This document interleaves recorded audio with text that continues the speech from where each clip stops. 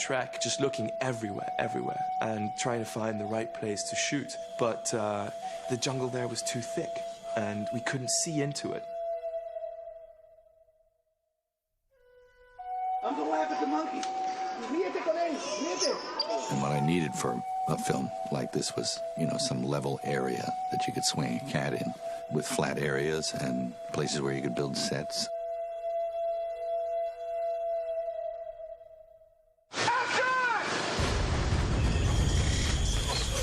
And so Mel went to Mexico, and I didn't go with him.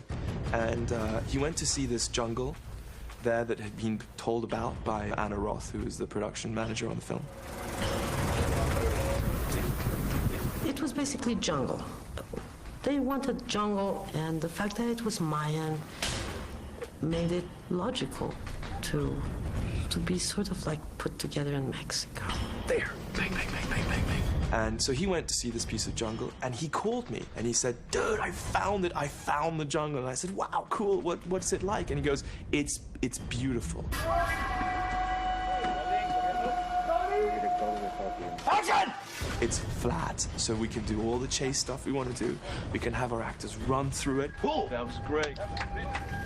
But the best thing about it is you can see deep, deep, deep into this jungle. And it's got these huge trees, and they really create the scenes. I mean, they really add to the atmosphere. There's a serenity to it. In Mexico, we were able to find some primary rainforest. Some really impressive stuff. I mean, as you saw, these trees are amazing. That was beautiful. So we chose Catemaco, the village that was near this piece of jungle, as our base for the next 5-6 months. But you're out there for those 2 exchanges. I want to see you smiling and enjoying it, laughing. Okay. And go. Action. We started with a small group in the jungle where the requirements were not so big. We had a normal crew. And then as we approached the city, in order to fulfill the needs of the visual concept, as far as wardrobe, makeup, hair, it just became big, big, big. We're talking 700 extras. 700 extras is not such an outstanding figure, but the visual concept is so complicated that each one of these extras has a makeup person and a hair person and a wardrobe person. And if you multiply it by 700, that is a lot of people. I suggested to Tom Sanders, what about doing the city in a bigger place? Some place where I could house all the people that were required. So we then moved to Veracruz, where we had built the city set. And the camera's going past and you just go... There's a tremendous effort being made for it to be real. Of course, some people say, well, you could do it all in CG, or you could do it all in models, you know. But really, Mel said, well, you know, I need to have a city there. I need to see something. And you can turn from side to side, and, you know, and get kind of more or less control. Well, they had to be practical. And you had to be able to walk people through it and march them upstairs and look at them from down the bottom and have things roll down. And so there was a lot of work required for that. It took a long time.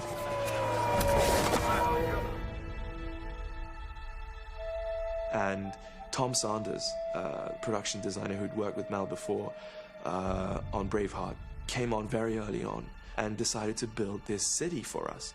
It's something that will never be seen in film again, that you may have seen way back in the great Cecil B. DeMille epics, or Cleopatra, or like Ben-Hur, or whatever it may be, where the actual Mayan city that we are shooting in was mostly constructed right there before our very eyes. The huge pyramid temples and the marketplace. When you actually see that marketplace sequence, you'll almost, I think, be able to smell it off the screen. It looks so real. I mean, it's like a time machine here. These elements, the shanty town, the terraced fields that you'll see in the lime quarry, and the tree fall. Everything that you will see in this film were actual, real elements that we shot. The main components of the city were designed and built there for us on set and maintained for months like that.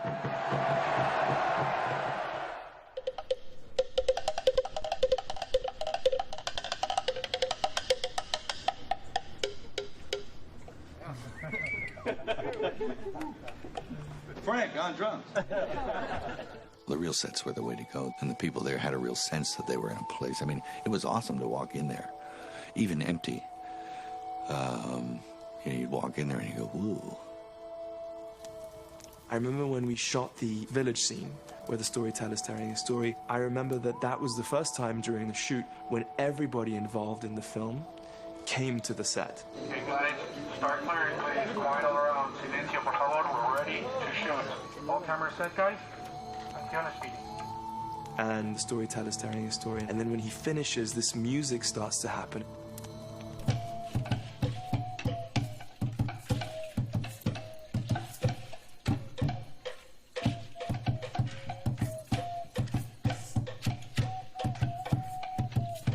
And people slowly get up and dance. And then you see Mel in the middle, conducting it. Okay, now you slowly rise. Now start to dance. Now you guys stand up, and now you move. And I just remember everybody crowded around the monitor, staring at the scene. That was a big opportunity and a big responsibility. You just see these images or a way of looking at something that's kind of exciting. It's kind of a magic thing. It's so vivid, so defined, so beautiful.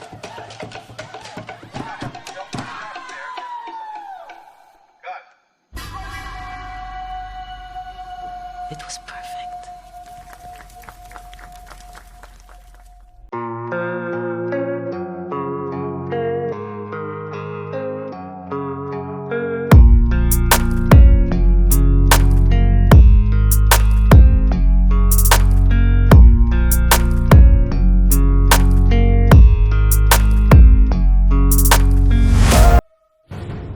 Ceramics and sculpture and monuments that give us an idea of what the Maya were doing, how they were dressed, the types of jade ornaments they were wearing, tattooing and scarification on their faces, on their bodies. It was a method of display.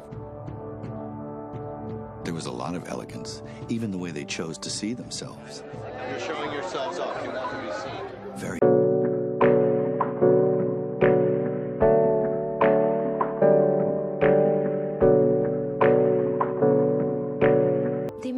Had many styles of beauty. Looking good for the others was an obligation. For her? There is actually a lot of information on how the Mayans wore their empire. The challenging thing was how to interpret all this.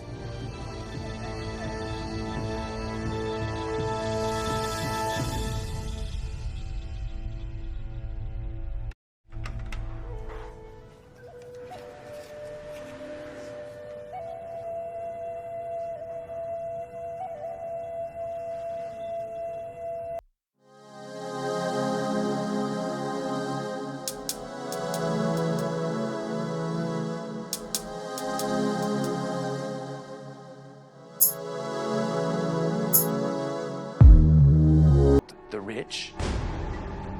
You've got the young people, the old people, the very poor. There are all these different stratas of society. Wouldn't it be great if you could somehow visually convey that just through costumes?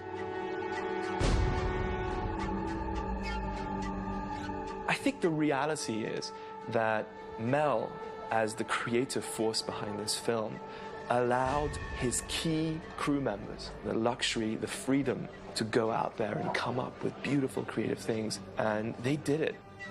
Amazing, amazing.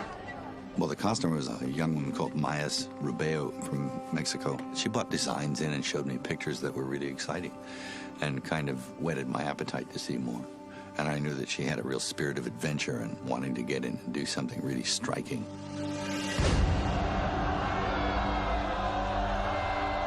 I've never seen work like it, and I've seen a lot. I mean, that king's costume and the queen, And some of these chocks and whole canes with these masks on it. And it's, wow, that's amazing.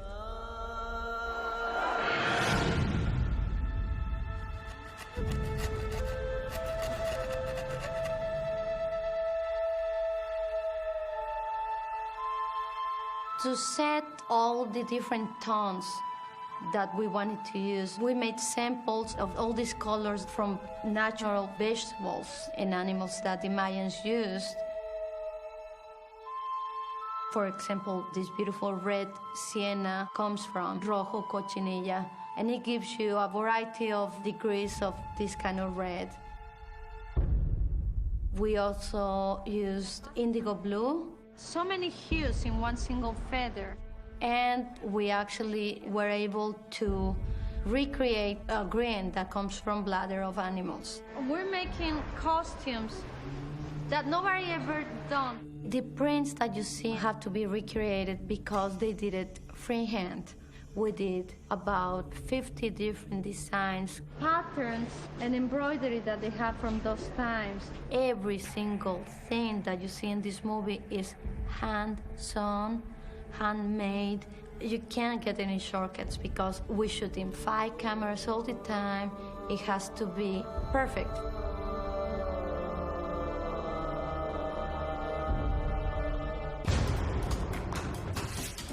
The Mayans used a lot of jade.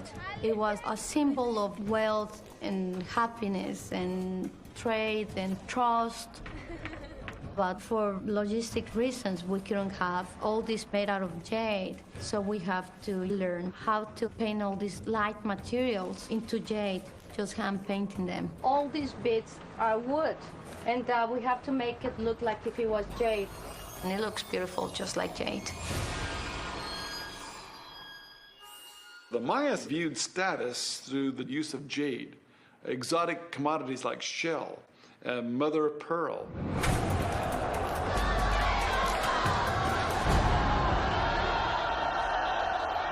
One of the most obvious things was the use of jade ear spools. So they would perforate the earlobe, a small piece of jade in, and then gradually expand that until it was able to accommodate a large ornament.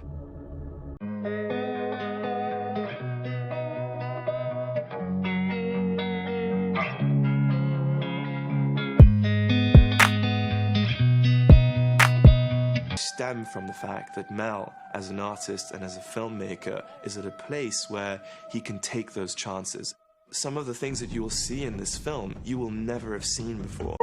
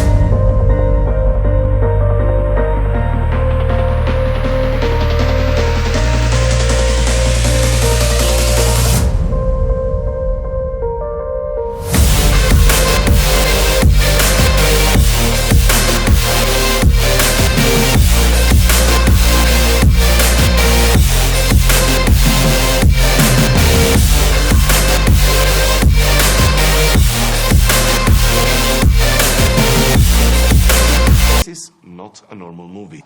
It is a big makeup and hair movie. ¿Te puede maquillar así, por ejemplo? Sí. Por la noche. Sí. ¿Te gustaría? Sí. My department is quite big. Probably it's the biggest I ever had in my life, like 250 people. Details are so important. Even though you don't see it, you feel it. This has really been a big challenge.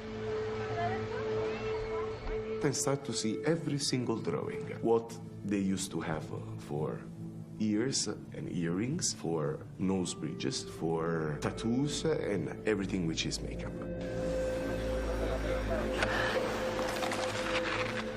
Our first thinking was, how can we make the public understand who they are? Everything they used to do in their life was for the gods. In fact, every single tattoo is a sign of a religion.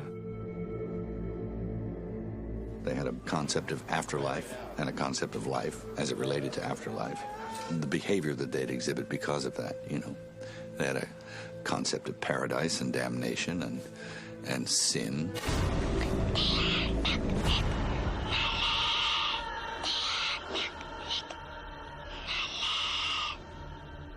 Village people, I mean, people that lives with nothing. We've been very minimal with tattoos and things. Okay, cut. With the middle class, I went a little more tattoos, more hair tattoos.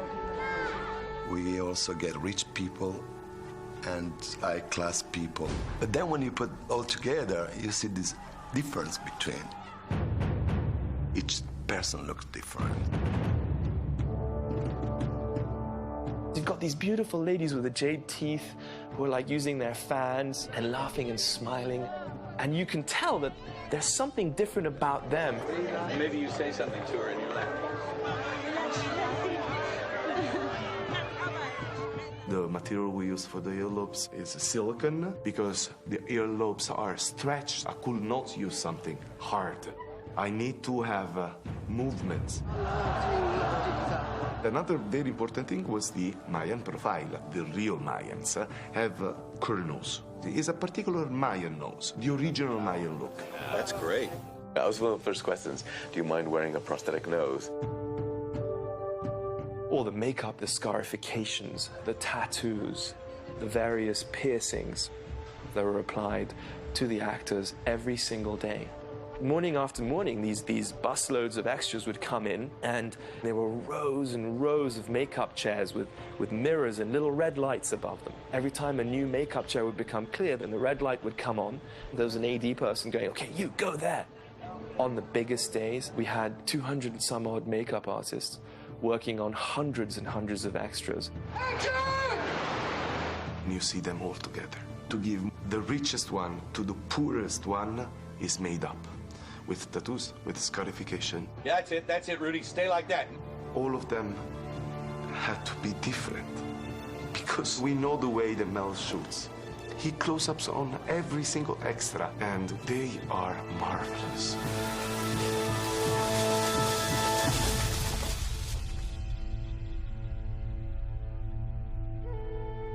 Don't hit him hard with it, you know, I mean, still miss him, but you can at least make a little contact. Okay.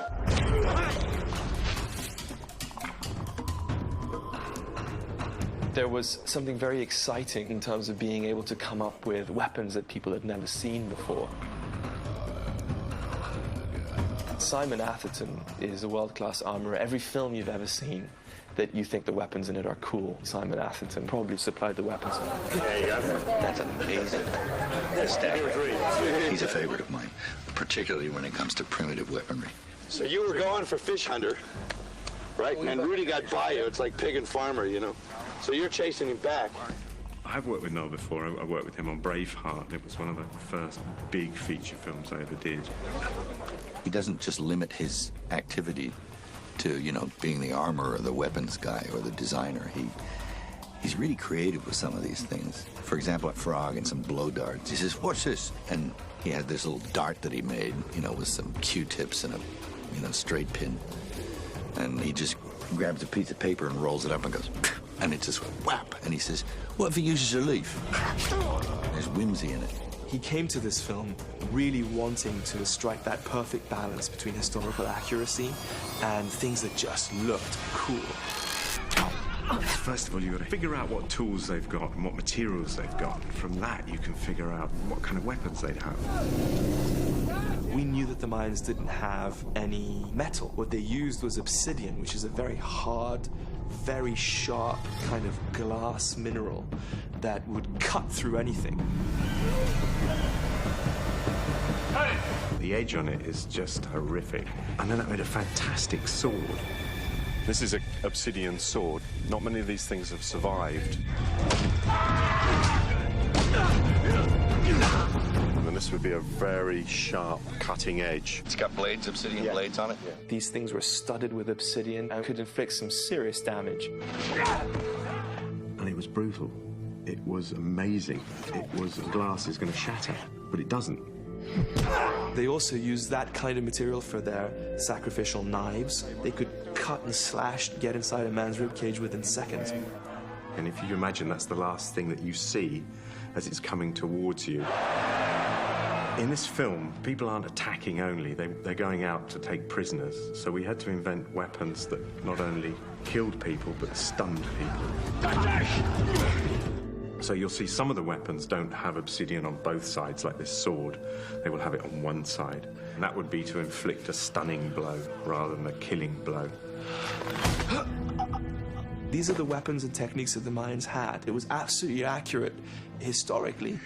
Here they were being seen for the first time on film.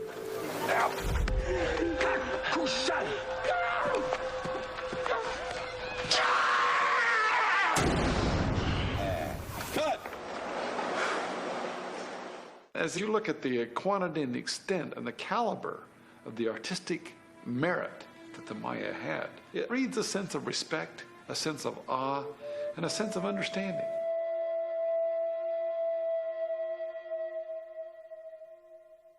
From the moment the film starts to the moment it ends, you feel like you're transported into this world that you are seeing very much primarily through visual means of communication. And what ends up happening is that you buy it more. You really believe these people. You think that those are the actual Mayans, and we just took a camera and happened to shoot this fantastic action story in the real world. To put all these things together into a film with huge moving parts is amazing to watch. That's what filmmaking is about. And it was a very exciting thing to look at, that it looked dynamic, that it was odd, something so strange to look at. What people thought of as beautiful or what they wished to adorn. And, you know, quite frankly, one started off with that, boy, why would they think of that? But by the time you were finished looking at them, they were beautiful. I mean, it was just like, okay, I know why they did that.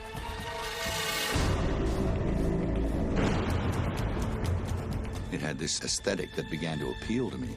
And it looks beautiful on film. And it fills you with wonder.